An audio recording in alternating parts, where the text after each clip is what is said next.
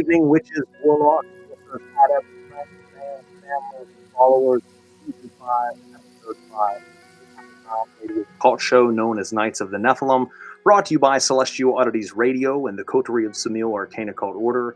As always, I will be your host and guide on this journey into magic and mysticism, darkness and divination. I am Frater Crow, and it's a pleasure to have you listening in this evening. Whether you're listening live, streaming after the fact, or you've downloaded this episode onto your device for on the go, we want to thank you for your patronage and support. But make sure you click the like, share, follow, and subscribe buttons on whatever platform you're tuning in from. Whether it be Spotify, Spreaker, Deezer, Castbox, iTunes, Amazon, Apple, you name it, we're on it. But if you are more of a live person, these episodes do air live specifically on 4 different Facebook accounts and 1 YouTube. The Facebooks are Frater Crow, Knights of the Nephilim, the Coterie of Samil, and Celestial Oddities Radio, where they will be housed for 1 month before Facebook removes them, but they will be housed permanently on the Knights of the Nephilim YouTube channel forever, so feel free to watch them on there. After our episode finishes, we then take that recording, we upload that to those other platforms such as Spotify, like I mentioned, because some people like it for on the go, they like it at the gym, they like it while they're working, and we understand, so we like to give you both aspects of it.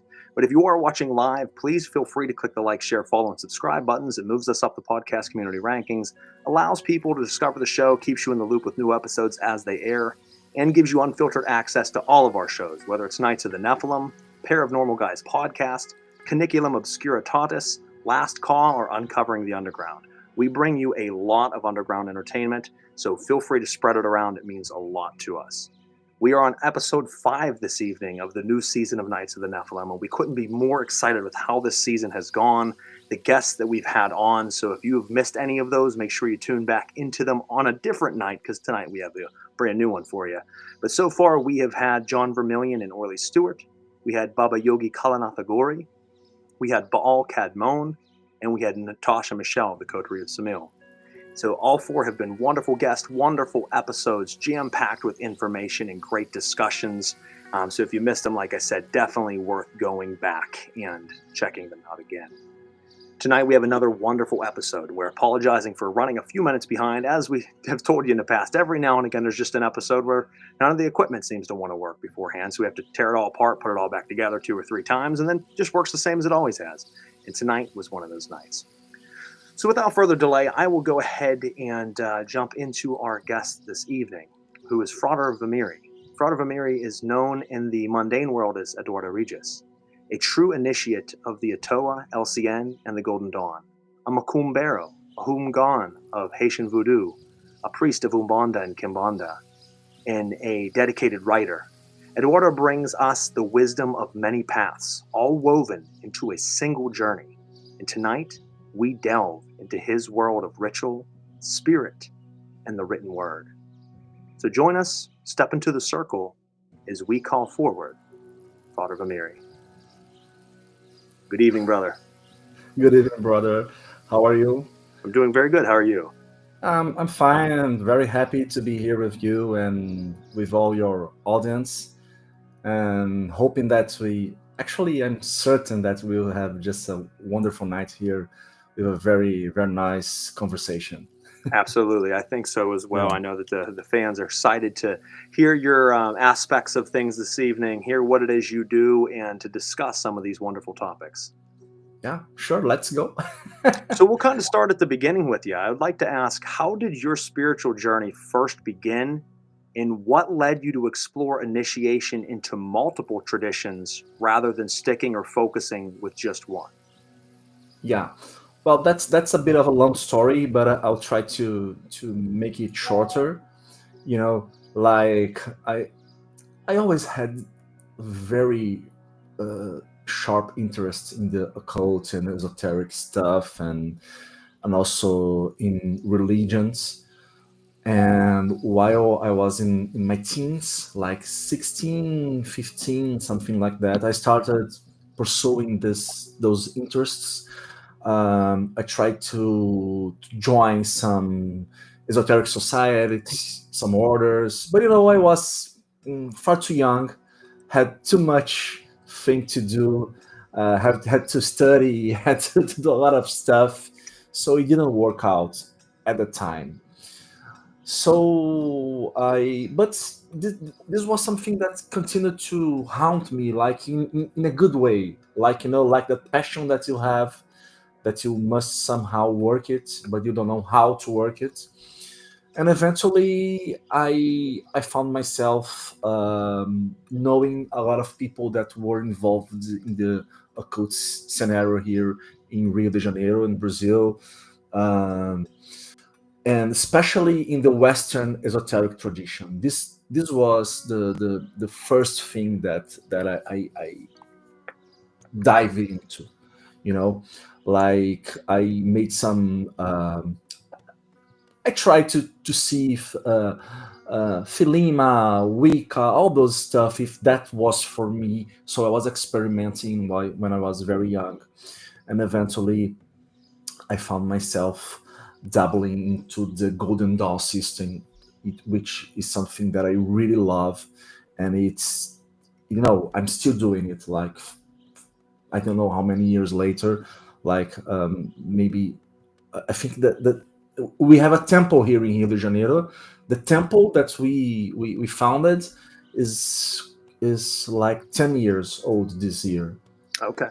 So, there was a work before the temple. So I don't know how many years, but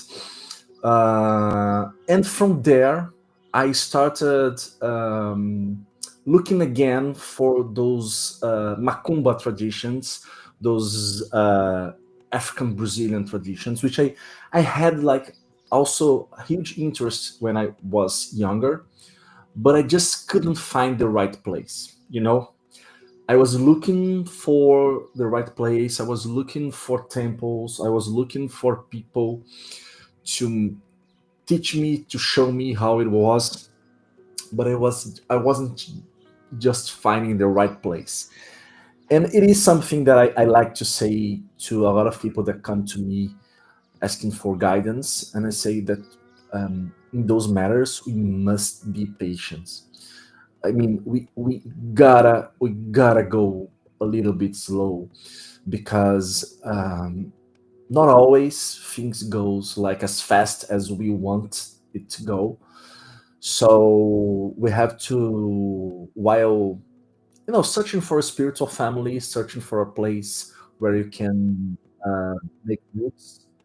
You have to be careful. You have to be thoughtful. You have to really look around.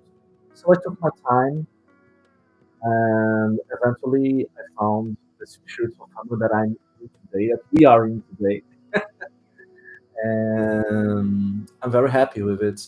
So I also like to say that that my story is like ordinary, because I was just a guy very interested in stuff, and I ran around from door to door, knocking, asking, and the doors started opening, you know, eventually.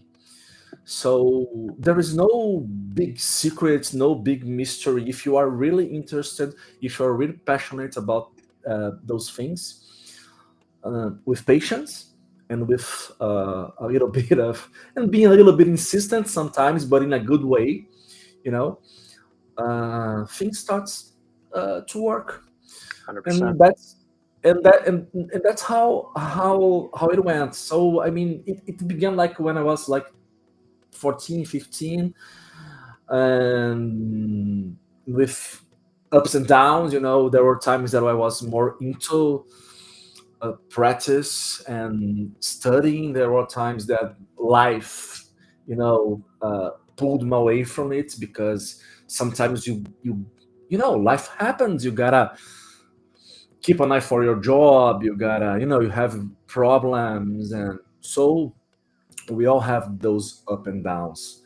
And but I mean, from maybe 15 years from the past to now, things are really more steady, and I'm been like really doing a very steady work, I would say. So I guess that's like a summary of the story, how it went. But if you want me to talk specifically about some tradition, I maybe I can tell you how it went. But it was a very similar story for all of them. No, absolutely. Very similar. I want to ask a question real quick to the audience. Are you guys hearing me okay? Because I had someone message and say they couldn't hear me, but they hear you fine. And I'm watching both readings come across, and that might have something to do with the other technical difficulties that we've had this evening. Are you guys hearing me? Can someone please confirm? And were you hearing me earlier when I asked the first question? So if someone can let me know, we'll stick around for a minute to make sure before we dive too deep into this. Sure. But no, my path actually started very similar. I started around 14 ups and downs. I had some moments where I was very, very steady with my path and then kind of fell off a little bit. And then I came back. And then for the last many, many years, it's been pretty steady. But thank you guys for saying yes. Did you hear me earlier when I asked Eduardo the first question? That's the big question. Because for some reason, there's people coming in saying they do and some people saying they don't. I don't understand.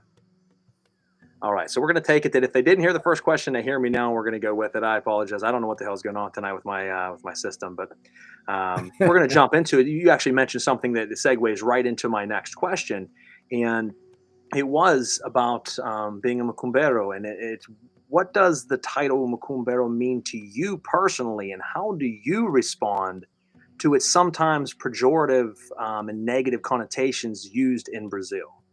Yeah. So I have to give a little bit of context for people listening or watching us. Macumba here in Brazil, it has a lot of meanings, but mainly it refers to an African Brazilian spiritual practices, and Brazil, of course, was a country that was constructed upon the very unfortunate institution of slavery. So, black people here, they suffered a lot of prejudice, they suffered a lot of stuff, and African Brazilian religions to this day are not very well accepted in society. Of course, they are not as as hunted as they were in the past. And I mean, when I say the past, I mean like the 1930s, 1940s. Like really very recent past. You know, of course, today we have much more freedom, we have much more peace, but we still have a lot of conflict here, especially because there are some people that are like follow those guys that are televangelists. I guess the US you have all of those because I mean it started in the US, then it came to Brazil. So those guys do say a lot of bad stuff about African Brazilian religions, yet. So we have some conflicts. We have some very bad conflicts. I'm not trying to say that it is like really calm. It's not, but it's better than it was in the past for sure. So when I was growing up, I mean, in the 80s, 90s, when I was very little, and then in my teens, Macumba was very pejorative. Like you said, it was like it meant almost like a bad thing. It meant like evil magic. It meant like wild magic, like a thing from savages almost. It was not it was not a good thing to be involved with, at least for the middle class in Brazil. So this was the context that I'd like to give you. Also, this idea of Macumba still being something bad, it still lasts a little bit. today, of course, we have a lot of people that have very loud voices in Brazil, and they make studies, and they defend all the Afro-Brazilian religions, and but there is still this difficulty regarding it. And I think that when you talk about Macumba in the past was a kind of Afro-Brazilian, I will not say a organized religion. It was a term that meant a lot of different religious expressions, made that we found, especially in Rio de Janeiro, in the 1800s and the beginning of the 900s. So it was like a very heterogeneous practice. A lot of people that were maybe that were enslaved in the past and now were free, or maybe they were children of enslaved people, were doing that practice, derived mainly from the Bantu people, mainly from the Congo region in Africa. So with a lot of ancestor worship, possession, all that stuff. But it was not an organized religion. And during the beginning of the 900s, Macumba started to, I would say, fade away a little bit and give shape to other kinds of Afro-Brazilian religions. But the term Macumba and the idea of the Macumbeiro still came around, still around. So when I say, and I like to say that I am a Macumbeiro. I'm losing you a little bit on the mic. And now, okay? There you go, crystal clear there. It just started to get real faded for some reason. Yeah. So when I say that I'm a Macumbeiro, what I'm trying to say to people is I embrace all that history, and I acknowledge all that history. I know what happened, I know what of course I didn't feel that witch hunt that happened in the past because I wasn't there. And of course I'm in Brazil I'm a white guy. I don't know if I'm a white guy in other places, because this this race thing is kind of tricky depending on where you are in the world. But in Brazil, I'm a white guy, so of course I know that I'm a white guy. I know that I don't feel prejudice the same way that other macumbeiros that aren't white do. But I do like to acknowledge that that macumba was something in the past that gave birth to some things that we do today. And as you said, as I am a guy that takes part in a lot of Afro-American actually religions, not only Afro-Brazilian, but Afro-American religions, I do feel that saying that I'm a macumbeiro, says it says it all, I don't have to, when I say I'm a macumbeiro, I don't have to explain, I'm from Umbanda, I'm from Quimbanda, I'm from Vodou, I'm a macumbeiro. I'm involved in all that, of course not all, because it would be impossible, but I'm involved in that scenario, I'm involved in that thing, and I do love it, and I do respect it, and I'm proud of it. So that's why I like to call myself a macumbeiro. And as someone said in the chat here, we in Brazil say that only a macumbeiro can call another macumbeiro a macumbeiro, because we know that when one macumbeiro call the other one a macumbeiro, it is with this kind of respect. Yep. It's not pejorative. It's not like macumbeiro, like savage or witch or something in a pejorative way. 100%. So that's a bit of a long story. I'm sorry. No, that's fine. Important for you guys to understand, because it's a little. It's too much of a history involving those religions here. Absolutely, but I think it is a Yeah, nice blanket term to be able to use to say that I walk these different paths yeah, that have very big commonalities amongst them that are very misunderstood around the rest of the world, but they're very beautiful arts. yeah. And I 100% am for it. Which brings me into my next question. One of the faiths that certainly comes to mind when someone says Macumbero is Kimbanda, something very near and dear to me. Do you feel Kimbanda is currently undergoing an evolution in modern Brazil, or do you see that it's holding tightly to its traditional framework? I think Kimbanda has changed a lot, a lot. I mean, uh, when I first started hearing about Kimbanda, it was in the 90s.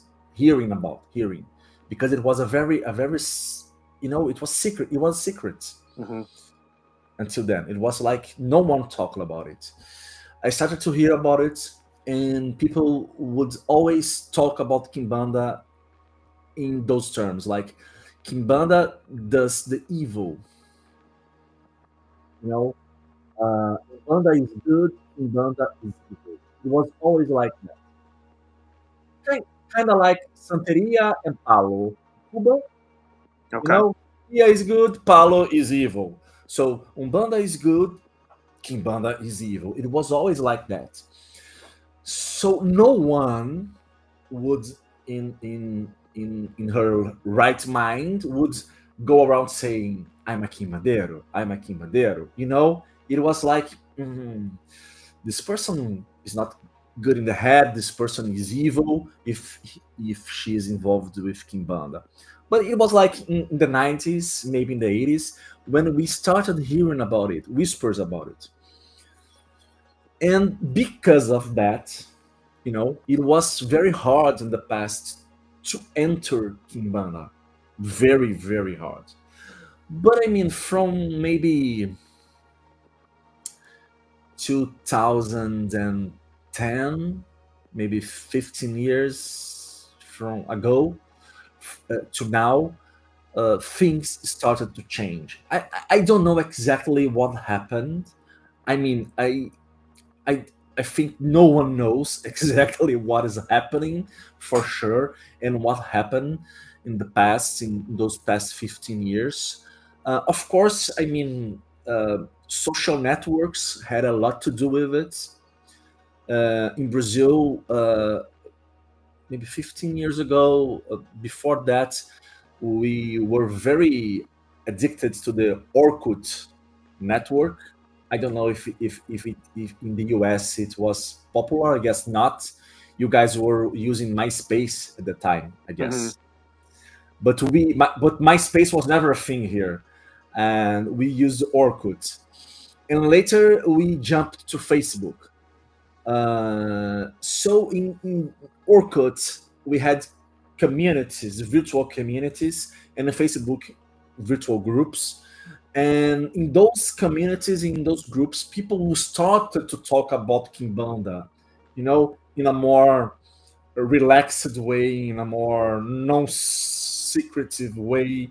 Started talking about a little bit more about it, and they started recruiting people. They started accepting people for initiation, and then Kimbanda, which until that point, Kimbanda was like, I wouldn't say that Kimbanda was the same everywhere because it would be a lie, but Kimbanda was pretty much like, at least in Rio de Janeiro and in São Paulo, because there is a Quimbanda in the south of Brazil, in the states of the south of Brazil, that is very different from that Quimbanda that we do here in Rio de Janeiro and São Paulo. It's still Quimbanda, but it's very different. But at least in Rio and São Paulo, Quimbanda was Quimbanda, you know, Quimbanda only. And from like 15 years ago, Quimbanda started to break into a lot of different Quimbandas. So there started to people started to come up with, and I mean come up not I mean not that they were making it up, but starting to claim that they were from different lineages of Quimbanda, and they started to give names to those kinds of Quimbandas that they did. And then today we have like I don't know how many types of Quimbanda. We have Quimbanda Nagô, Quimbanda Congo, Quimbanda Luciferian Quimbanda. We have a lot of kinds of Quimbanda, and Quimbanda started to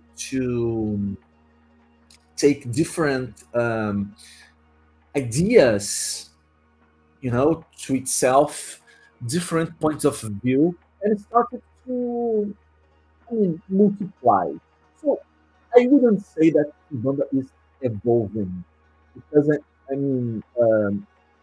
evolving makes evolving has this idea of getting better somehow.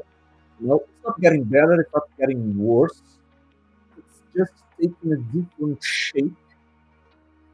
And of course, there is room for everyone and for every kind of practice. And there are lots of ways to understand Quimbanda and to understand the Shu and Pombagira, which are the spirits that are worshipped in Quimbanda.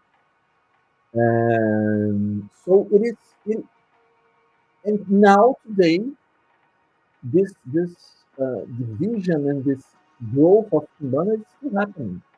Your mic's doing that again, just a little bit. Okay, so today, yeah, it's still happening. This division and this growth of Quimbanda, this differentiation of Quimbanda into a lot of subtypes. And I guess no one knows what will happen in the next 10 years, maybe. So it's like very very difficult to understand the scenario now. I think it will be a job for the future macumbeiros. From 50 years from now, they will look back and look at all those records on the web, and all the books and all those videos that we are producing, because YouTube will become like is already is, but for the future will become like a giant library. Yep, it's like an archive of history of things that are happening. Yeah. So I at least do believe that I don't feel that those YouTube videos will go away. I think they won't go away. They will stay somehow. So people will look at it, will read the production, and people will maybe will get a better idea and see the whole picture, and will be able to to tell the story of what's going on. And I think it's beautiful, because I think that, as you said, it's not even that it evolved; it's really unfolding rather than evolving. And as my Yaya says, everyone's Quimbanda is unique to themselves. There might be a house that you're a part of, and everyone follows a similar structure within the house, but every individual Quimbandero, Quimbandera has their own Quimbanda. There's aspects that you bring in, and it seems like it'll start to, what would the word be? It seems like it starts to create a web and pull in different aspects of other things that fit so nicely into your personal practice that, your brother or sister of your house could look at and say, well, that's very different than mine, but I dig it. And it's like, no, it works perfectly with my Eshus and Pompagiras. And it's just strange how that works. It becomes very much unique while at the same time being shared. Yeah, it is precisely that, because when we're dealing with those traditions, be it Umbanda or Quimbanda or Haitian Vodou or whatever, that we're dealing with traditions that we're talking and getting to know spirits. So each spirit is unique. Each person is unique. So, those interactions, they will necessarily create something unique as well. But of course, this thing that is unique must be somehow within a frame, within the frame of of tradition. Otherwise, it becomes something else entirely, you know. But you know, I once talked to a very wise Ugan that lives in Haiti. He lives in Port-au-Prince, the capital city of Haiti, and he said to me something like that. If I'm saying it a little bit off, I asked him. I'm sorry, asking for forgiveness, but I guess he said something like that. He said that there are some Haitian voodoo houses that he goes. He's a Ugan. He has like Ugan is a priest of voodoo, Haitian voodoo. He has like 30 years so of experience doing only that mainly in his life. And he said to me, Eduardo, there are some houses that I go that I just don't understand what is happening. I have to go to the Ugan of the house and ask, okay, but what are you guys doing now? And he explains to me the ceremony because it's so different from what I do and what I'm used to see that I just can't grasp it. So this of course is a very radical example. You know, it's not always that we see something like that. Not always that he sees something like that. But it's good to show us that those varieties and those differences, they will always be within those kind of traditions. There is no way that, for example, as you said, a Kimbanda house that is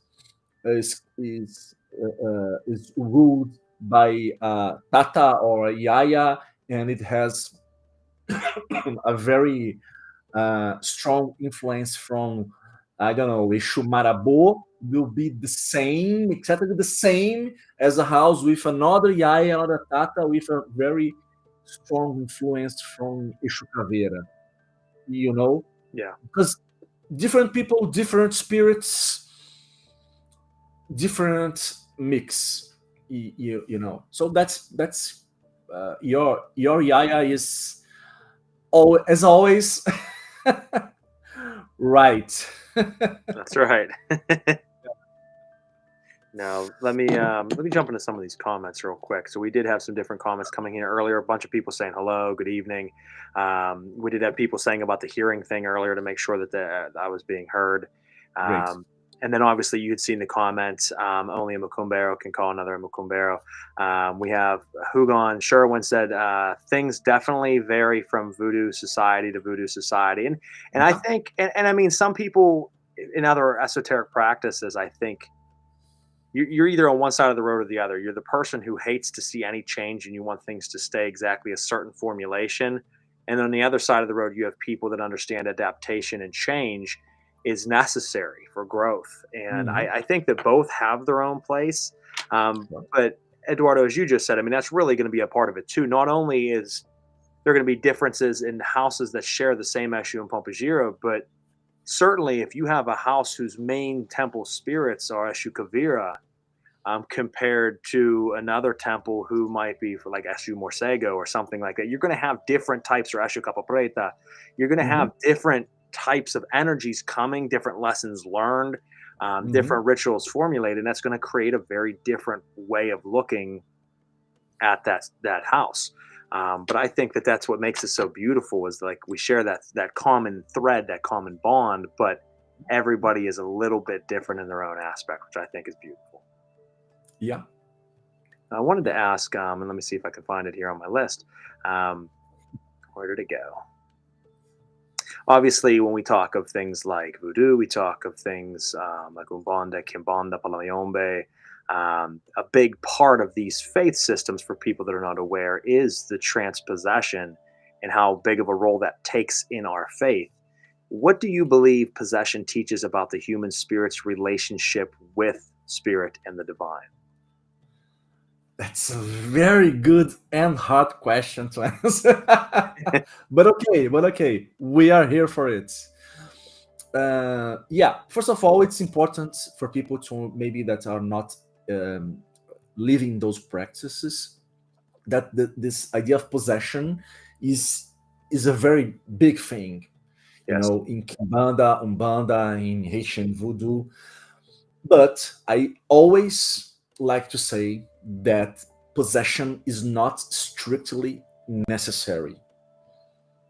You know, what I mean is you can be a king, but because maybe some people have difficulty to be possessed. People are more resistant. People that Hmm. are I know people that cannot be possessed at all, and there are a lot of explanations for that. And this is like maybe I think we should not go into those explanations because they are everywhere from Yeah. but some people just can't, and some people can very easily. Some people can with a little bit more of difficulty, and there are of course some exercises, and as time goes by you are into the religion, you are of course getting more experienced and you will getting better with things. That's all part of the deal.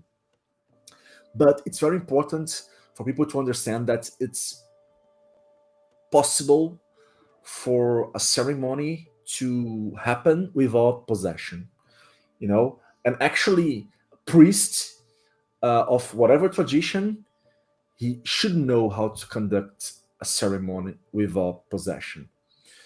But being saying that, it's important. It's a big thing. It's really a big thing, and it do happens a lot. It do happens a lot. Possession. I mean, it is expected to happen. You know, when you're doing Kimbanda or doing Umbanda or doing Voodoo, you do expect that at some point a spirit will possess somebody. You know, it is really that common. And this is like, I mean, for me, it says how much we are close to them.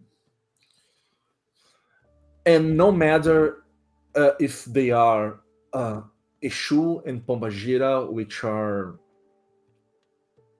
in a nutshell, in the majority of the case, dead people,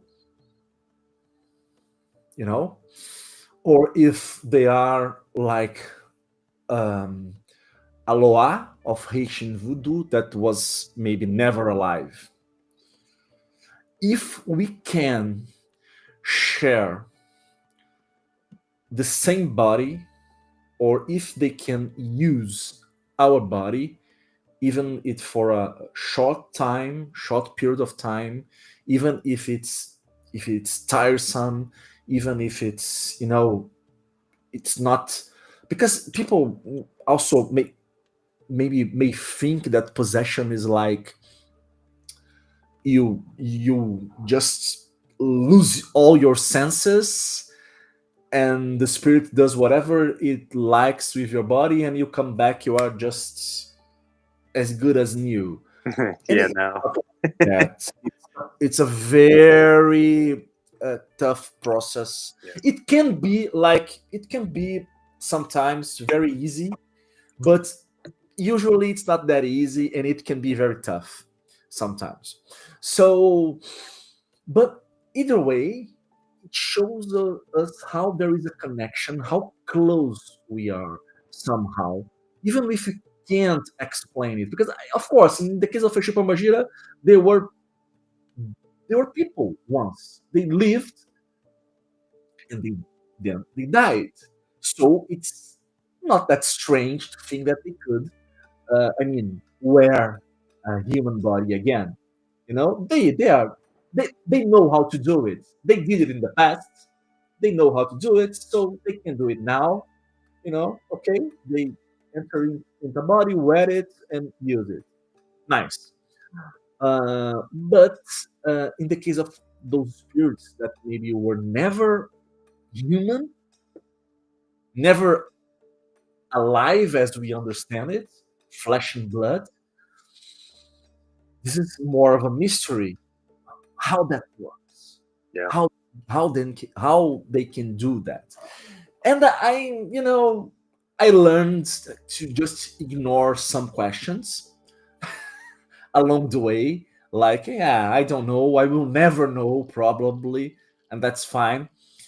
But I mean, it shows how deeply connected we are.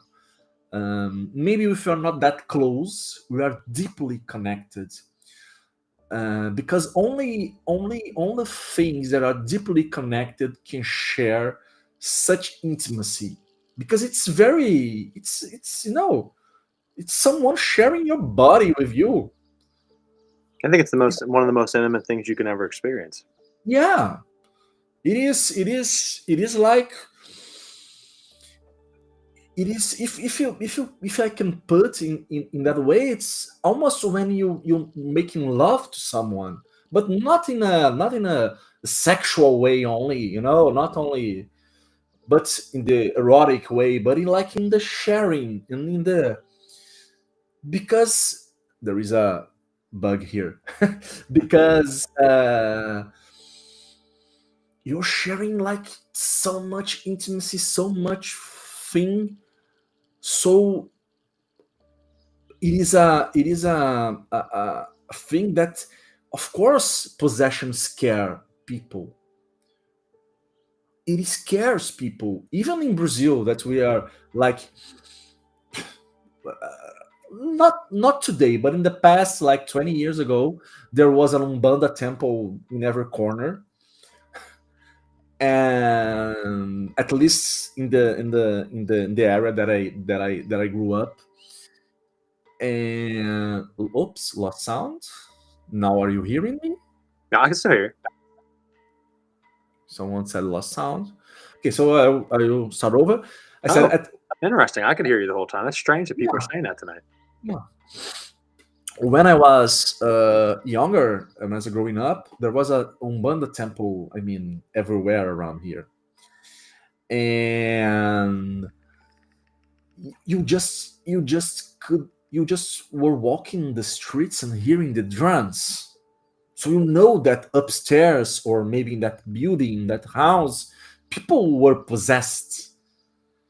You know, dead people were walking into someone, flesh and blood, talking to people, giving advice to them. So it was, like, uh, business as usual.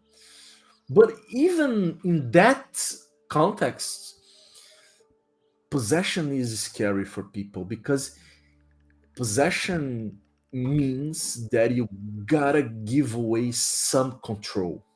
Hmm. Yep. You gotta give away some control. You gotta give away some part of yourself. You gotta handle it to that spirit. You gotta share it with that spirit. And I mean, people usually are more afraid of what the spirit will do with their body.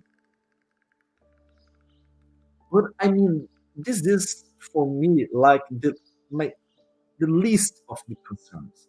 Because if you are in a Quimbanda house, in a Umbanda temple, or in a Voodoo temple, or for, people will take care of you. Yep. Your Yes, someone is others, watching over you to make sure that you're not going to do anything out of order, and they can bring you yeah, back of if course, need be. because sometimes the spirits, they can lose some notion of what is good for your health and what's not so good for your health. They really can do that. Uh, but people will help you. People will be there. People will say to the spirits, please don't do that, it's not good. Or people will just hold your body, and like, stop the spirits from doing something that's like very dangerous. Those things can happen. But I mean, for me, this is not the biggest concern at all. the thing that I think that people should be, I mean, not worried about, not worried, because if you step into that kind of religion, you must be ready to such things. But not worried. But what people must pay attention to is your connection to the spirits. What your connection to the spirits will reveal to you, will awaken to you, will show to you about yourself. I think you just said it right there. I think that's a very important thing for people to understand is in that possession each and every time that they come and they go, no matter what spirit it is, whether it is a Loa, whether it is an Eshu Pompagir, whether it's something of a completely different nature, when they come and go, you start to realize things about yourself, not only in that moment, but I noticed more so after the fact, with time to reflect. Things start to come to light that you're like, wow, okay, that could have not have. It's almost as they come down, they're brushing away some of the dirt that's covering doorways that we didn't know we had, and then we start to discover those doors and open and peek inside and say, oh, we didn't know that was here. And it's a beautiful thing, and like you said, the intimacy, the connection, because as you said, like making love, it is like that because you have to give so much trust to truly make love to your partner. There's a difference between sex and making love. If you're making love with someone, there's that trust there. And with your spirits, there is that trust there because not only are you building that camaraderie between you, but there is that point where you're saying, okay, I'm giving you full trust. Go ahead. Come on in. Yeah, sure. And it's beautiful. That trust allows for power to open and bloom. But if you're not willing to give the trust, it's not going to bloom. It's not going to bloom. And of course, it's a relationship. And if it starts not to work to you, you have to know how to close yourself as well. Yeah. Or it could turn bad. It's very important for people also to understand that. Because, I mean, in every relationship, things can go sour, sometimes. And if you feel that things are going like, that's not what I expected, it's not going in the direction that I like, of course you can try to change the path. You will talk to your priest, you will get some counsels, of course. There are a lot of things that can be done. And I'm not saying that to scare people because it's usually not like that at all. I mean, but if it happens, you have to know how to say no as well. It's very important. You have to trust, you have to surrender, but you still have to know that you and you alone answer for yourself. What I'm trying to say is it's a surrender, it's a trust, it's handling something very intimate. Losing you a little bit. I can hear you, but you're muffled. Okay, so what I'm trying to say is let me put the mic here if it gets better. Okay. Because I didn't want it to appear in the video, but I guess it's not appearing. So what I'm trying to say is it is intimacy, it is surrender, it's all of that. But you gotta still have control of the situation. You still got to be in control of the situation. So if things start not going well, if you start not liking the way things are going, you gotta be able to say, okay, that's enough. That's enough. So of course, so how do you reach such a level of control? With trust, with time, with work. It's not something that you achieve in a week or two. It takes time. It takes really a lot of time, and I believe it's a work for life. That's it. It's a work for life, and it's a work of consistency. And I think the biggest thing that people make error on is that it's not you doing your mesa or your ritual tonight, and then 3 weeks from now, and then 2 weeks later. No, you need to be sitting with your spirits consistently, because if you had a friend and you never call them and you only pop up from time to time, that friendship's going to start to fade away.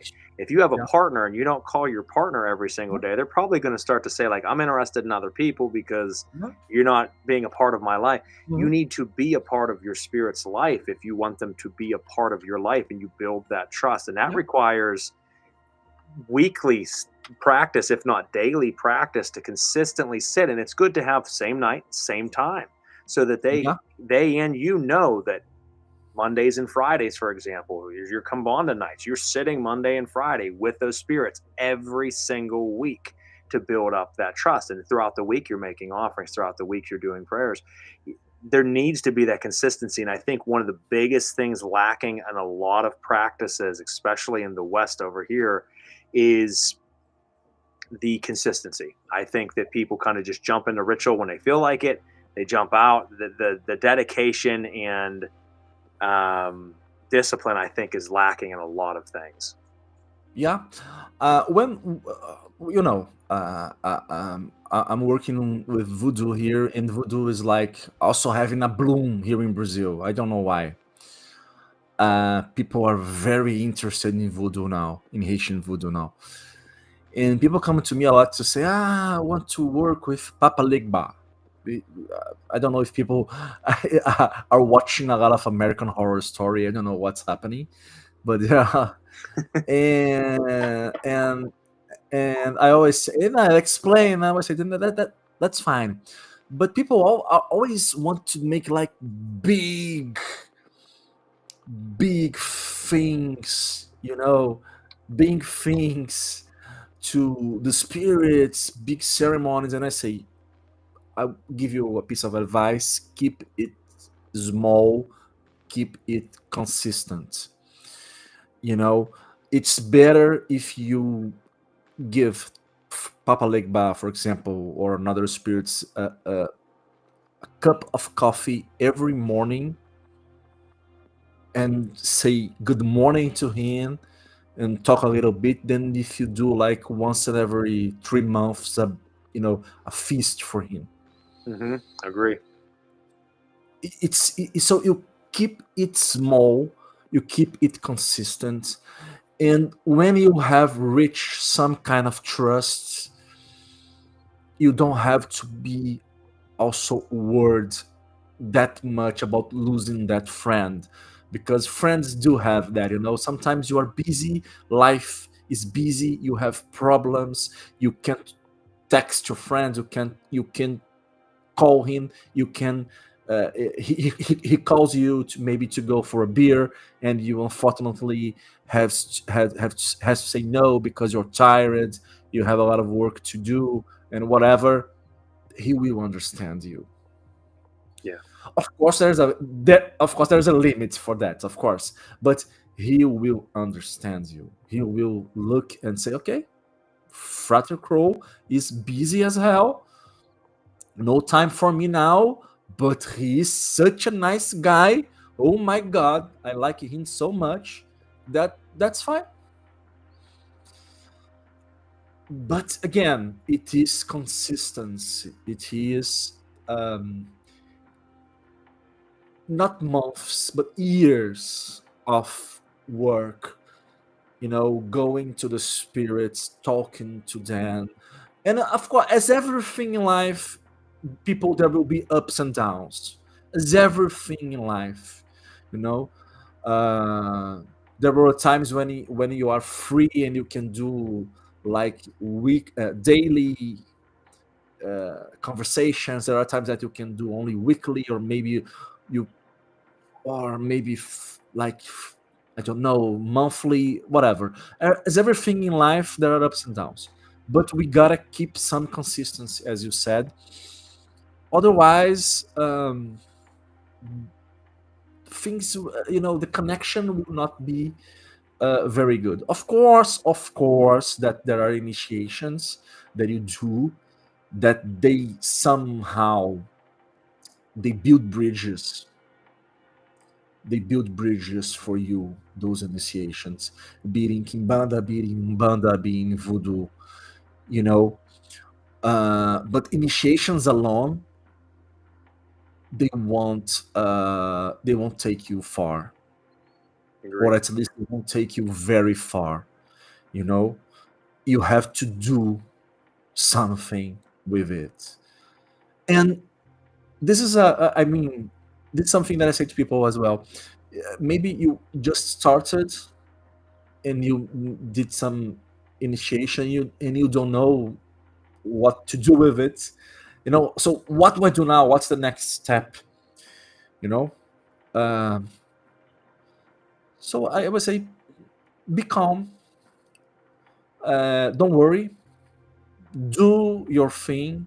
The answer will come. The answer will come, because for everyone is a little bit different. How to, as you were saying, the spirits are different, the temples are different, the interactions are different. So for everyone, things are a little bit different. You know. Uh, so you will discover the way those interactions happens better, and how you will walk this path in your very own way. This is important, because you have to walk every path in your very own way. And I think Again, that is a big thing that a lot of people don't do, is I think that it becomes uh, commonplace for whenever you get into another tradition to try to want to follow it so to the letter of what you think it is and what you've seen, that for a mhm, while there you don't follow it that in a way that's true to you. It's you yeah, trying to be true to it. And over time that starts to blend, and then you say, oh, wait a second, by being true to me within this faith and being true to it, it all merges together. But I think that that's commonplace, and it's understandable. But yeah, a lot of people are afraid to be themselves fully because they're like, I need to try to make sure I fit this box, not realizing that the box is just being yourself within it. yeah, And it comes together. yeah. People try to, as I said, it's normal to mimic, maybe. Because my priest works that way, so I will do exactly as my priest does. Mm-hmm. Yeah, of course there are some things that you have to do exactly as your priest does. Of course there are some things in tradition that you have to keep, you know, uh, untouched. Yeah, but not everything. Not everything. You will, but yeah, as you said, in time, with interactions, with connections, things will eventually come to everyone that stays walking the path. It's important. Stay keep walking, as the whiskey company says, keep walking. Yeah, Now I'm going to switch up the pitch a little bit here. I want to ask you a sure. question. How did your initiations, and folks, we'll dive a little bit more deep into this after this question, but how did your initiations into the Otoa LCN and Golden Dawn systems influence your approach when doing your practice like Voodoo and Kimbanda? How has that interplay been there? And for folks that are not familiar, Otoa LCN, that's Ordo Templi Orientis Antigua, and the Cult of Noir, the cult of the Black Snake. This is Gnostic Vodou, which is very different than regular traditional Voodoo, but it has some symbiotic flow there. So it's a very interesting system. How has that impacted the other practices that you practice? That's also a very good question. And I mean, there is this a joke that it is the curse of the people that initiated in anything in the Western esoteric tradition, be it Golden Dawn or whatever. There is the idea that everything is, you must be rational, you must always analyze things, you must always be thinking about things. So I guess this is something that shaped me somehow, because I went for that path first. So when I reach macumbas and whatever, Afro Brazilian and North American traditions, I reached there with that thing already shaped. So I am a very analytical person inside Macumbas. I like to see things. I like to understand. I like to go after the history, the theories, and of course, this influences my day to day and my interaction with the spirits because it is. I mean, it is important to study. So, then I say that to everyone. You don't have to be scholar, of course, but if you are into a tradition, it is important to study, to go after, to understand its history, to understand what people are saying about it. So I guess this is how it impacts the most my experience on those religions, because many people do experience those religions here in Brazil, and they do experience. Of course, that's not. I'm not saying that there's anything wrong with it. Of course not. But they don't really study it. They don't really know the history. They don't really know how it was shaped. And I do like to understand those things. But I guess the most influence is the other way around, actually. My work within the Western traditions, like Golden Dawn, was really heavily influenced by my experience in Macumba. And I'm not saying that I'm doing Macumba in Golden Dawn. I'm not. But I started to understand better that there are some that are really some um, players, some forces in the invisible side of the thing that are working there. And I started to understand it much better, and I started to feel it much better, and I started to really, be interested in working in that direction. And it may seem like crazy, but when you start to, in the case of the Golden Dawn, when you start to read the works of the original members of the order, like in England in the end of the 19th century, you see some of them are dabbling with that kind of thing. Yep, they definitely were. It was very new to them at that time, like Wayne Yeah, Westcott and yeah. S.L. McGregor Mathers and them. It was something that they were trying to bring to the forefront, but they still were kind of neophytes in it. They were not understanding. The women, of course, understood it better. Yeah, they did. The women, of course, they understood it better. Always more analytical. Yeah, and more connected. The women have this, and the men, of course, all trying to analyze. I know it's like a bit of stereotype, but it was true at at that time, because the women were the artists. They were in theater, they were painters, they were, you know, uh, men were like physicians, except for Mathers, which was like just the crazy dude of the gang. But I say that with respect, because he was really a genius, I guess. But he was like the crazy dude of the gang, but they were trying to understand it. But and again, it's not I'm not bad mouthing anyone, okay? For please, people, don't get me wrong. But when Israel Regardie, which likes the greatest modern name of Golden Dawn, along with the Ciceros, maybe Chick Cicero and Tabata Cicero, or when they bring the Golden Dawn to those new to a new light, they bring it in a different way, you know. Regardier was like a psychologist, and you know, and he bring it in a different light. I agree. And again, not bad mouthing, nothing wrong with it, but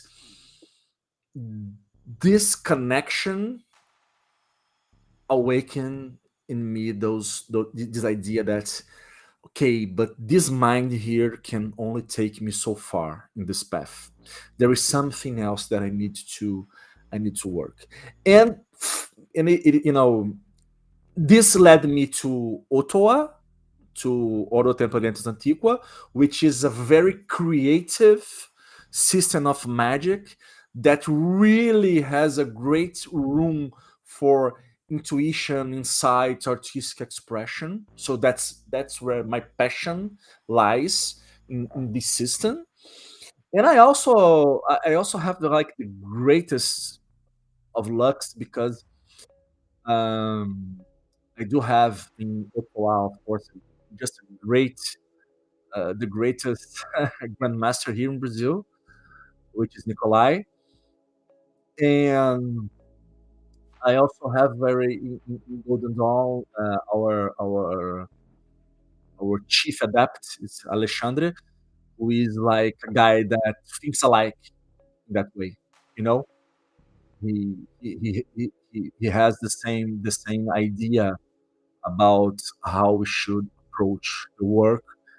So we have been doing some experiments. We have been trying to see what it was that people there were trying to understand. I don't know if we will understand anything, but we have been trying to. So yeah, and again, that's like most of the fun in it. Trying to understand, trying to see what it's where it takes us, and try to see how it deepens the system. Yeah, I think it's beautiful. I think, I mean, when you see how, as we said earlier, how these things progress over time. I mean, the influence that the Golden Dawn had to change Western esotericism, and when you see some of these other orders of that time period and how they have changed so much. I mean, we think of Ordo Templi Orientis. A lot of people think of Crawley, but they don't think of pre-Crawley and Ordo Templi Orientis, and there's a big difference there. And then when we think of people like Martinez de Pasquale, and we think of the Martinists, and we think how that whole current came together to ultimately form things like the Atoa and the LCN. It's yeah, really a beautiful transition of these old orders really dipping their feet in and saying, we're trying to create something here that not only was them reaching their goals and doing so, but they could have probably never seen what it turned into all these years later, in the modern world, which is beautiful. yeah. I bet that they would be very surprised with some things that are happening now. But yeah, that's how it goes. I think it's beautiful, and Yeah, it you is. actually answered one of the questions I was going to ask earlier, which I love. It was the how do you reconcile the structured ceremonialism of Western magic with the ecstatic, trance-driven practices of Afro-diasporic traditions? And you kind of answered that and touched base on it. Yeah. They kind of blend in together. That you've added that analytical Western esotericism into that practice, so that you're really focusing on every aspect of the ritual while still letting the the Macumba be the Macumba, So it's I think beautiful to be able to And have both of sometimes, those. yeah, and sometimes it's a struggle. It's not easy. Sometimes you have to turn the Because brain off, yeah, because you overthink it, right? I do that myself. yeah, yeah, but that's you have to learn how to let it go, and you have to let it go. You have to learn, and it sometimes you just fail, and that's how it goes. Agreed. Now we have a listener's question I'll jump into here in a minute, but before we do that, I was just saying that sometimes you have to let it go, as you just mentioned. You have to not be over analytical, and I want to jump into something that makes me think of, and it's part of the writings that you've done. Your novel, A Sorte di Cavero, blends occultism with storytelling. I would like to get your take on what role do you see fiction playing in preserving esoteric truths? Oh, that's a very good one. And I do believe that fiction has a very, very important had and still has a very important role in preserving esoteric truths or practices or whatever. Because, of course, first of all, of course, anyone that writes anything in fiction will always write from his very point of view, from his very experiences. No one builds things from scratch, from real scratch. So if you are a guy that is in that kind of world, of course you will write things that somehow talks about that world, even if it's a little bit of it, even if you try to hide it, you know. So, and we have examples in the Golden Dawn, for example, Yeats. I don't know if I'm pronouncing right in English, but the poet, the Irish poet, William Butler Yeats. Yes. Yeah, Yeah, absolutely. that's the best example I can think of right now. But there are others. Dion Fortuny. She wrote a lot of novels. There are a lot of novels as well, occult novels. So, and not only fiction. I mean, if you look at history, you see a lot of documents and books that maybe were not really worried about preserving esoteric and occult things, but they eventually did it because it was happening and people were recording it. So I do think it has a really important role, but at the same time, I think it's kind of hard for people to extract those truths and practices from fiction, because of course when you write fiction you don't always are words with the naked truth, Yeah. So of course, so for example, when I wrote the novel, which roughly translates to The Gravedigger's Luck, it's a novel that's in Portuguese only, I used some elements of ceremonial magic, of macumbas. I used some of elements of it, but not really worried about being faithful. I mean, I was worried about not being so crazy as that Papa Leg by an American Horror Story. That was really crazy, but but I was not really worried about being that faithful, because of course it's fiction, it's a novel, so there are some license, to change a little bit some things, to give something a little bit of color, you know. But some people do write and did write books, uh, trying to put esoteric truths inside without making so much changes and so on. So yeah, And one, right, I just grabbed it off the shelf. It was right next to me. One is Earth Inferno from Austin Osman Spare, someone who yeah, obviously loved to add a lot of occult elements to his writing. And I think this kind of goes into the next question that I had is, would you describe writing itself as a ritual act? And if so, what forces or spirits move through you in the process of doing so, or have moved through you in your writing? that's again a very good question. Writing, I don't know if I would go so far as Alan Moore, you Okay. know. And of course I'm not trying to compare myself with him, or because it would be ridiculous, but he has this idea that writing is magic, but of course he is a writer. He really is a writer, and of course he must think like that, because I you, sometimes I imagine, because I don't think Alan Moore here really has a WhatsApp, or that Alan Moore texts people. But imagine if Alan Moore sent you a text message. It would be magical, because it is Alan Moore writing, you know. True. True. But when but when I text someone, I'm just texting someone, because I'm not that. I know I'm not that of a wizard as Alan Moore is. But of course, writing can be very magical.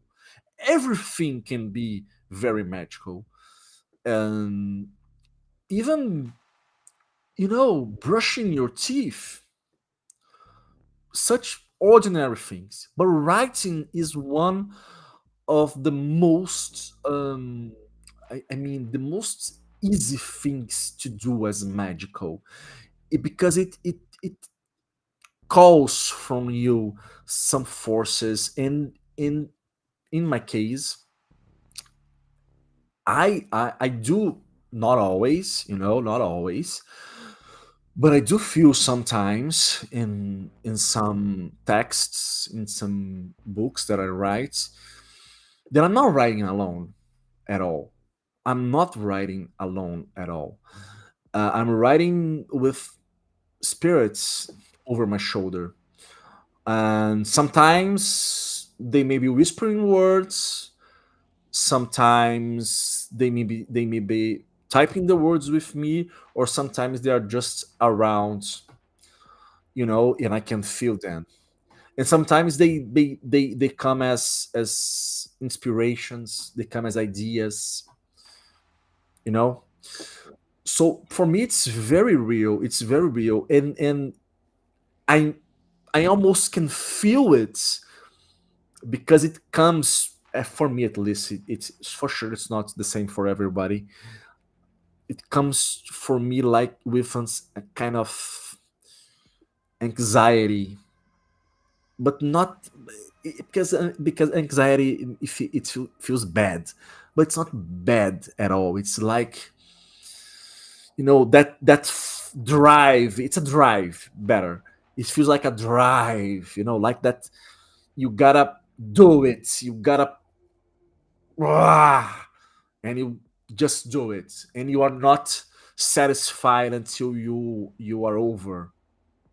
You know, like, maybe again. So let's go back to the love sex thing. Like, just making love or making sex, or not, that drive, and you gotta do it, and you do it, and you. So I really do feel that, but it's not always. It's not always, of course. It's not every day. Sometimes it can be difficult, it can be boring to write some stuff. It can be. It's difficult, like you said. It's I can write beautifully sometimes, and I'm inspired sometimes by other Yeah, forces that I just can feel them coming through, and it just flows. Other times it's me and it flows, but then other times I sit and stare at the page forever, and it just yeah, doesn't happen. doesn't happen. I have started many many things, projects, books, or chapters, or whatever. Um, and the vast majority of them went to the garbage, because because I start. It's a good idea. I start to write, but you know, like, no, just it's just not working at all. And it happens with, and anyone that uh, dares to write anything will know what I'm talking about. And I always like to say that, because people can be very mean to people who write things. And I'm not saying that to defend myself, because I have heard some very mean things about some things that I wrote, but that's fine. It really is.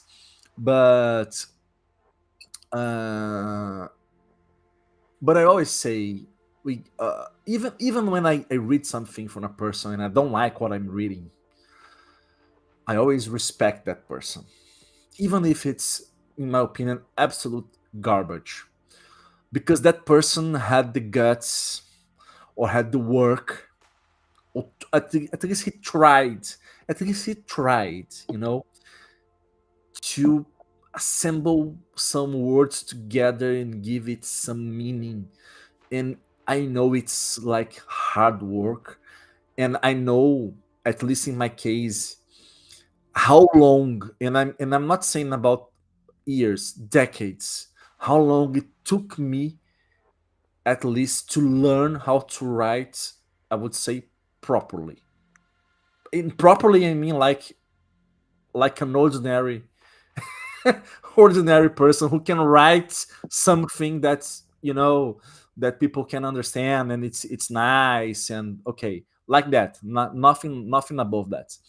It took me decades. It was not like something that I maybe something is born with that talent, but You have to perfect it. I mean, it does take time. You I mean, showed that very well, I think, in Voodoo Gnosticism on an introduction to the rites and practices, that thank you. you were able to take what is a very complex subject, and you were able to make it in a way that is digestible and understandable. Because for anybody working that system and is unfamiliar with that system, maybe, when you dive into the work of Michael Bertio and you start to look at like the Voodoo Gnostic Workbook and Voodoo Cartography and any of the books that you get into, the Monastery of the Seven Rays, and any of them, I got the Cagliostro book sitting next to me. I mean, you start to look into those things.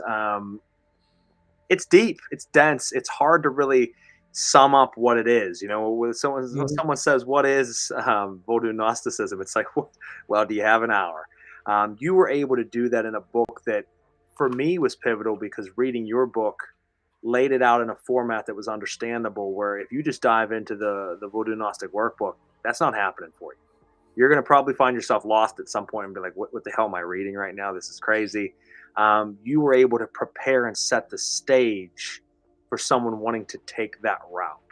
And I think you did a very good job on the history, the understanding, and the practice of it. So kudos to you on that. Thank you.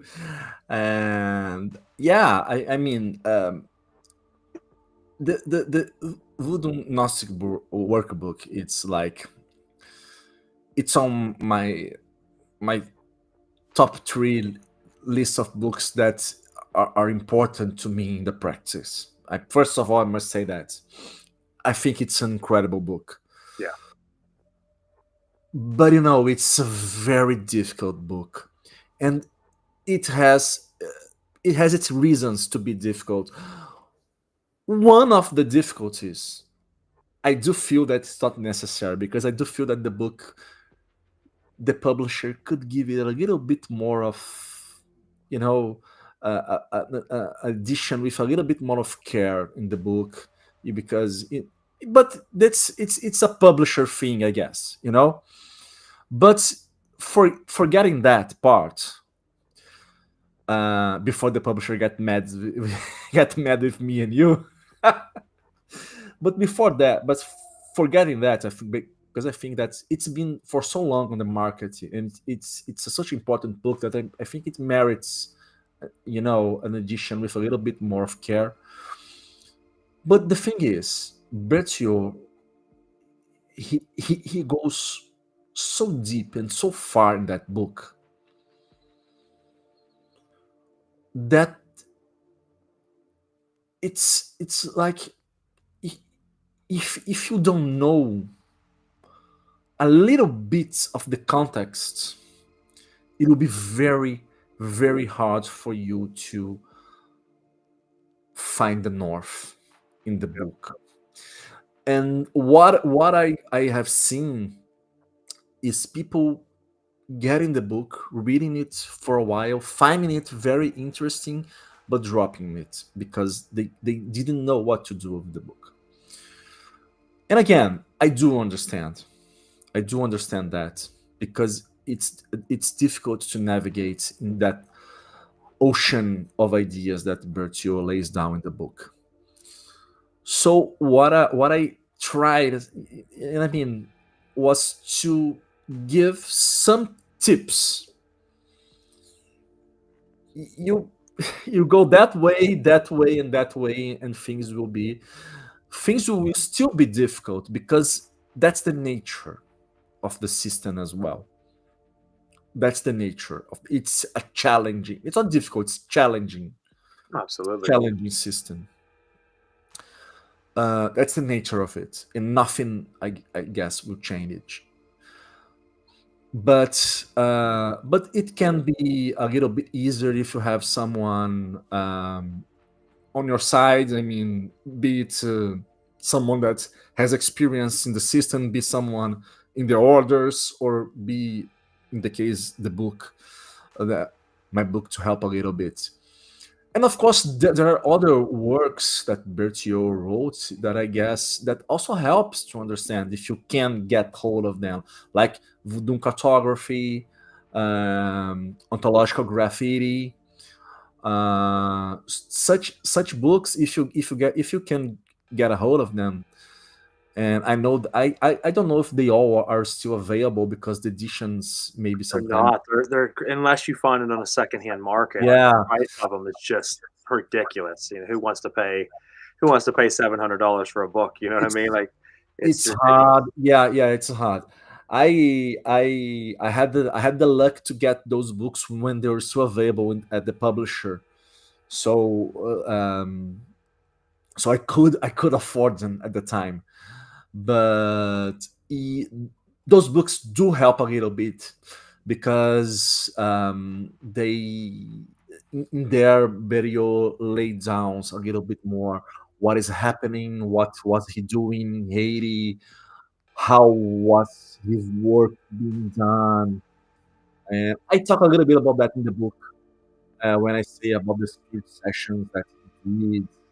And so, it is what it is. It's a challenging system, and it is a system that is full of ideas, full of concepts, full of words that maybe are not familiar to the reader.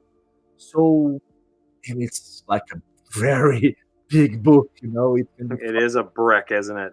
yeah, it It's like, can be frightening as well. Of course, it's a brick, and the the writing. The letters are tiny, and I know that it can be frightening, of course, but it's absolutely uh, very rewarding to go through that book.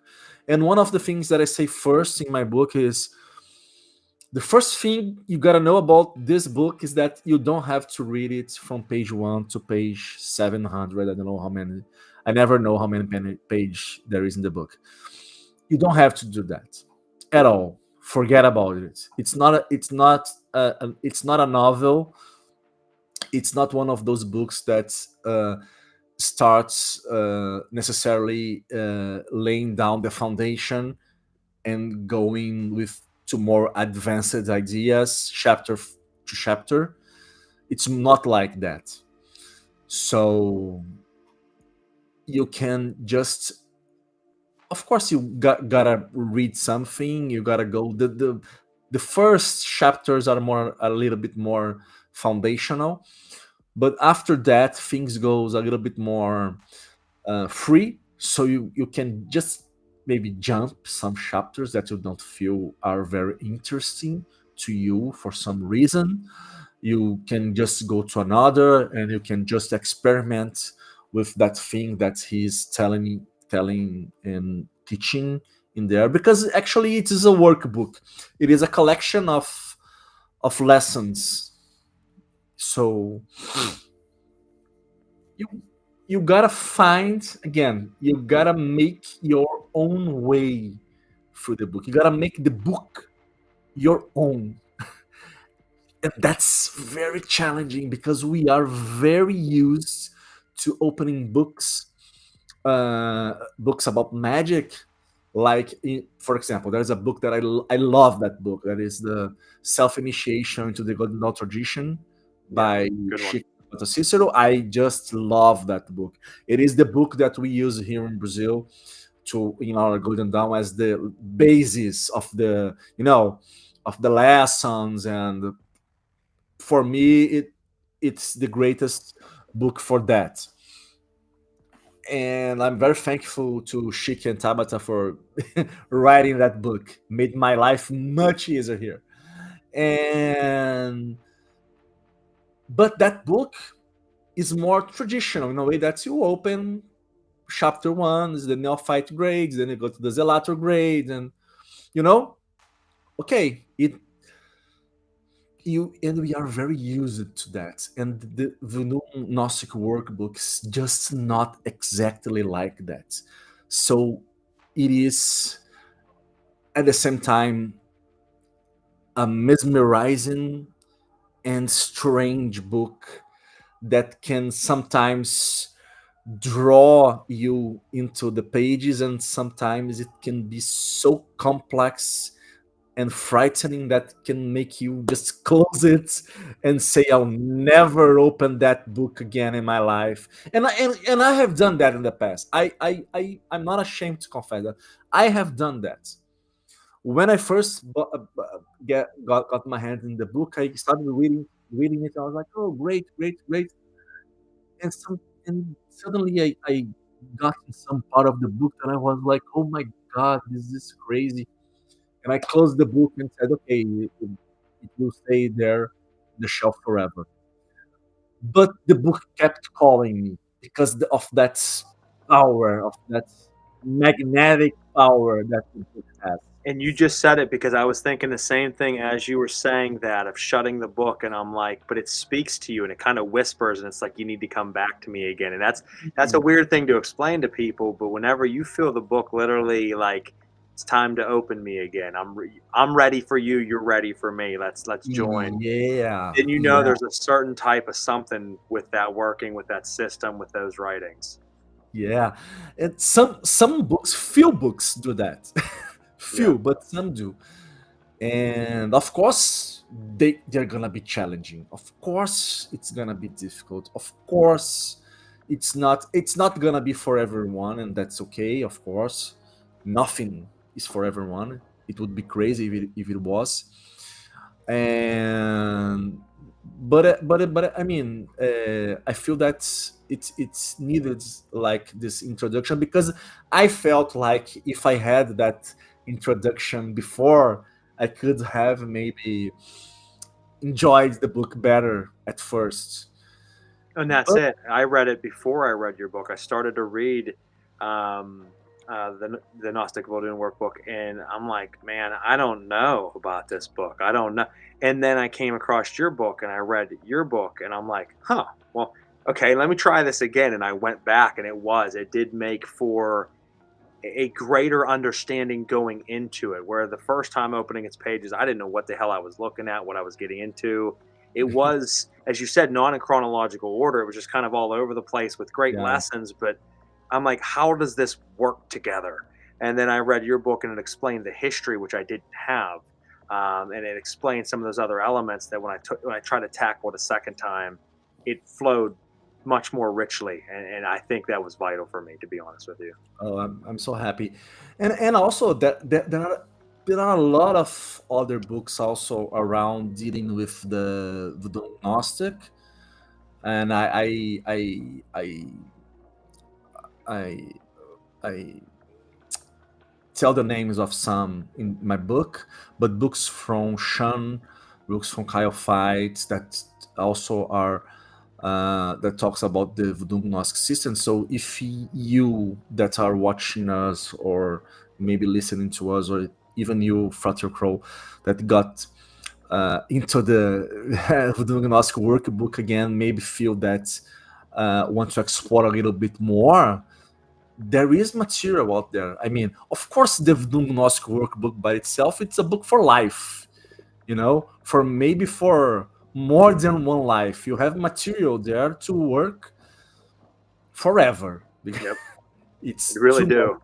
Yeah, but those books also are very good because they will shine lights, on some topics, and will give the points of view of those people who are working with the system like for a very long time also.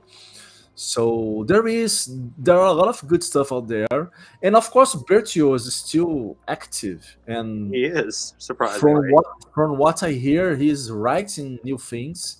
Wow. Yeah, he's writing new things, so I don't know when it will go out, but it may be soon. So there is more to come. I would give him the title of a true master. I think that he, with the writings he's released, everything he's put together, the spark that he was able to receive, you know, back in his initial studies to what he was able to give to so many others has made him a true master. And I mean, how many people at almost 90 years old are still painting every day, still writing, still, Mm, knee deep in their system? It's beautiful to see. I think he's yeah, affected so many lives. he has an active as him, and maybe I don't know anyone, just him. And I think he is really a true master. He is really like the basis of this current, this system, and he is very important. I mean, he is he's celebrated, I guess, you know, in the community, but I think he in the future maybe he will be even more celebrated. I You think know, so. the in the esoteric, people will maybe look at him and understand better what was his contribution. Because of course, when we are living things, we not always You're cutting out just a little bit, but I did hear you. yeah, Um, it's I, like, and I think like even things like right now, I've seen that they're launching or hosting a study group for people who are following the Monastery of the Seven Rays, where they're doing a new group right now, where the mentors that are part of Bertio's line are actually taking on students to mentor them on the monastery, and it's like to see new generations of people learning this work who can then hand it down to the next. As you yeah, said, fast forward 20 years from now when Bertio's no longer here, you're going to have people discovering him then, and he'll no longer be, walking this earth, and he will impact their life and change their entire life in practice. And I think, as you said, it's going to make very large impacts, not only now, but certainly in the future. yeah, Well, looking at the time, there's a few things I want to jump in very quickly if we can. sure, I don't want to skip the question that was asked by one of our listeners, so I will ask that, but then I have about three quick questions I'll jump into yeah. and we'll wrap Please up. be my So, guest. Thunder Owl said, "What is it like to run a Golden Dawn temple in Brazil? How does the local culture influence the practice in the temple? Any interesting stories of one blending into the other?" That's a very nice question, and I would say first that Thunder on all, I don't know how to pronounce it correctly. I'm sorry. Um, you are very perceptive because the Golden Dawn, when it was first formed in in England in the final years of the 19th century, of course, it was shaped by that culture in that time, of course. And of the system is beyond that, but it got the clothes of the time. That was, for example, the all the Egyptian stuff, because ancient Egypt was like a mania in that time. People just loved ancient Egypt, mummies, and they thought that Egypt was the cradle of magic in the world, all that stuff. If the Golden Dawn, if the Golden Dawn was had been born not in England, but let's say in Australia, New Zealand, or it for sure it would be different thing. It would have been a different thing, you know what I mean. So of course, when fast forward to 2025 in Brazil, how do you do Golden Dawn in Brazil? You just cannot imitate have what people were doing in the 19th century in England, because the time is different, people are different, country is different. So it cannot be the same. And of course, today, all of the Golden Dawn secrets are public. And there is that also. So you can't just do it the very same way. So this is a challenge, because a Golden Dawn temple, it is built not only by the, let's say, the secret masters of the order, but also by the people that are assembling that temple, the fraters and the sorors, the brothers and the sisters working there. They are all building that temple. And we, as Brazilians, in this time and age, we have our influences.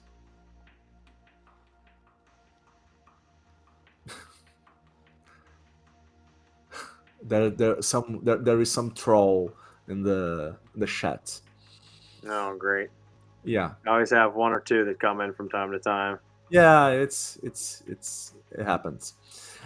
And we're gonna get rid of them. Block user. Now they won't be able to comment again. They're gone. Yeah. And of course, we have to do things in a different way. So one of the things that we thought about was, how do we attune all the Golden Dawn work and system to our context here? How do we do that? And actually, we have been trying to do that for the last decade, and it is still a work in progress. And why is that? No secret. First of all, building and constructing a Golden Dawn temple from scratch is one of the hardest things that can be done, I guess, in the occult scenario. It's incredibly difficult. It's very hard. There is so much stuff that has to be constructed. You mean scepters and pillars and banners. Yeah, there's a lot of colors and robes and staffs and the vault of the adapti and yeah, a lot it's hell. It's literally hell. Also, there is a thing that it's even more difficult. People have to go from the neophyte grade to the adept grade in order to join the inner order, in order to start contributing to the to help organizing the outer order and so on. And if you take all that has to be studied and practiced in the Golden Dawn seriously, it will take maybe 6 to 8 years for someone to get to that grade. It is at least what we are seeing here. Okay? That sounds about right, though. Yeah. It will take that. And of course, we're not rushing anyone, you gotta go. It just doesn't work that way. So it is like a very time consuming. You have to be very patient. It's very I'm losing you again a so little bit. sorry. Oh, there you are. So I was losing you just a little bit there, but you're back again. Okay. So it's very difficult, and in order to start experimenting to see what from around here and what that we have here that really works with the system, we have first to get the system like very solid, and it takes a lot of time. So all that to say to you that we have been doing some experiments, and but not that much as one may think, you know. But I can say to you, for example, that we have been experimenting with something called rapé that we have here in Brazil. Rapé are powder of Yeah. bark of some trees That mixed with the snuff, yeah. snuff, mixed with tobacco, and sometimes it is burned, and you make a powder, and you snuff it. It is not psychoactive, it's not gonna get you high, you know, but it will alter your consciousness. Absolutely does. Difficult word for me. a little bit a little bit, and for a period of time, not very long time. So this is something that we have been experimenting with to see at sometimes in some moments of the rituals of the magical rituals, if it can help alter the sensibility, improve the sensibility, if it happens the person to connect more to the ritual. But it's been those kind. We're trying to incorporate some tools that we have here that we know how to use, although I am not, and no one there is. I mean, like a shaman, like a person that really works with those kind of stuff. We have experience. We did some experiments. We all of us have used rapé many of times. All of us have drank, for example, ayahuasca many times. We have those kind of experiences, but we're not like experts on that. But we're trying to incorporate some of those stuff. But it's a very delicate, and it's a work that it has to be done like real slow. Again, as I said in the beginning, I said when we talk about Quimbanda, Frater, we said that of course each Quimbanda house will be different, but it has to be within framework. Otherwise, it becomes something else. And I repeat myself here regarding the Golden Dawn. We can add some stuff, we can change some stuff, we can incorporate things, but it has to be within a framework. Otherwise, it becomes something else. And is there a problem in becoming something else? Of course, no problem. No problem at all. It can become something else. But for now, what we are doing Golden Dawn. So we are trying to make it Golden Dawn. You know? And that's our challenge. But I think that in the future, and in the near future, we may be able to share with you guys uh, some thoughts that we put down in words about all this experience. No, I think that'd be beautiful. Yeah, And one yes. other thing I know that I use quite often in my practice that just adds this a little finer tune to perception is Sananga. Oh, yeah. I love using Sananga in most of the rituals that I do, no matter if it's going to be Kimbanda or it's my Klepothic path workings. I just feel that it releases so much blockage and then just obviously opens you up to be perceptive to so much. So for folks out there who've never tried Sananga, if you want the devil to piss in your eyes, do some Sananga, because I'll tell you what, it'll waken you up. But it's one of my favorites. I must confess, I have never used Sananga. Oh my goodness, you should. It's brutal, but it is. That's why I have never used it, because everyone says it is painful as hell in the beginning. I think it's worth it though, honestly. Like, and my thing is, I tell all my students or all of the folks that are part of my cult that I run, that there is no crying or whining out. You breathe it out. So, like the first time they ever got it till now, when they've done it dozens of times, put it in, you breathe through the nose, you let it out through the mouth, and you take the pain and you transcend that pain into just washing out any blockages. So as soon as you put it in, instantly you're like, ugh, but you just worst decision ever. Nah. But the thing is, I'll tell you what it does is it's really amazing, because you feel this energy from your head go the whole way down to the tips of your fingers, and you actually feel like a static electricity coming out the tips of your fingers. It washes out those blockages, and it just, I don't know, man. I swear by it. I think it's one of the greatest things ever invented.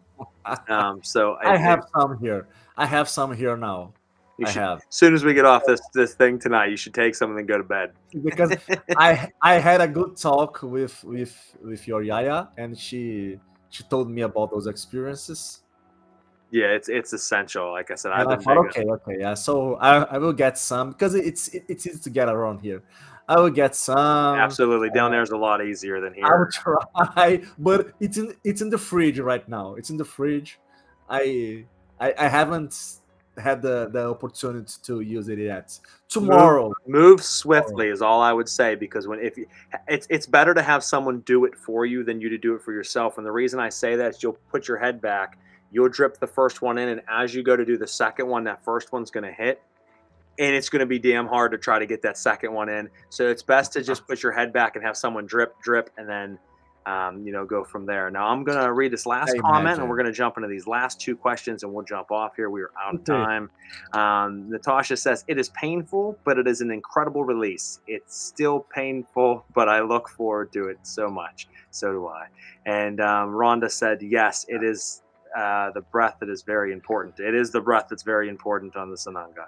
Now, these last two questions. Okay. If you had the chance to initiate your younger self, what would you tell him at the beginning of his path?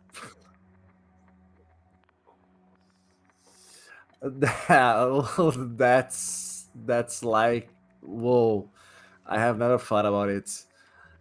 So I guess I would say to myself what I always say to people, I guess, because when I meet people that are interested in walking those paths, I try to be honest with them, and I always say that things about patience, consistency, and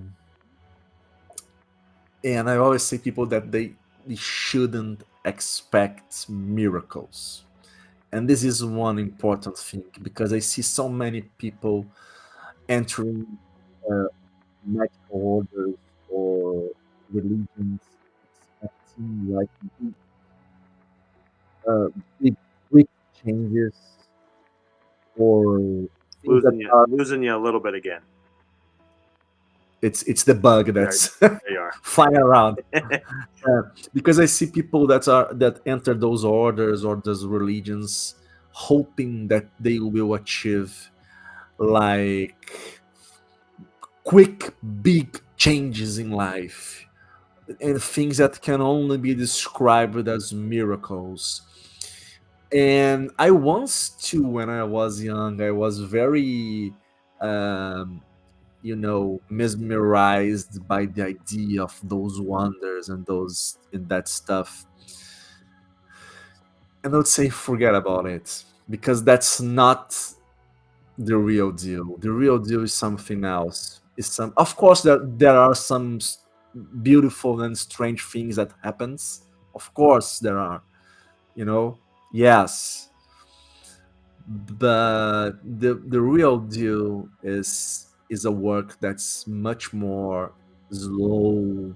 It should be taken with easy, with consistency, with Yep. responsibility, and but to be honest, I think my younger self wouldn't listen to my older self. So No, I hear that. Now we got one more for you, and as we use here in America, a term we use is it's a slow burn, and that's how it is don't yeah, expect it right afterwards. Let it be a slow burn. It's going to take its time. It's going to seep in as it's ready to over time, and don't weigh it by what happens in the first days after initiation. Weigh what happens in the first yeah, year, the first 2 years. That's going to be when you look in hindsight and say, yeah, "Holy shit! Like, look at what happened over the last 2 years." It's a yeah, big, propelling into the yeah. future. Now, last question of the night, and then we'll go ahead and wrap up here. We want to thank everybody for sticking around for tonight's show. We really appreciate it. Once again, make sure you click the like, share, follow, and subscribe buttons on all those platforms. The last question of the night, Eduardo, is going to be when you reflect on your life's work, what legacy do you hope you, your students, members of your orders, readers, and your spirits will remember you by? Oh, you were just firing the hardest ones at that end. What You can I know, say? I see what we're doing here. Yeah. uh, I mean, I guess at the end, it's about becoming really what we are in this world. It is about walking this world as only we can walk.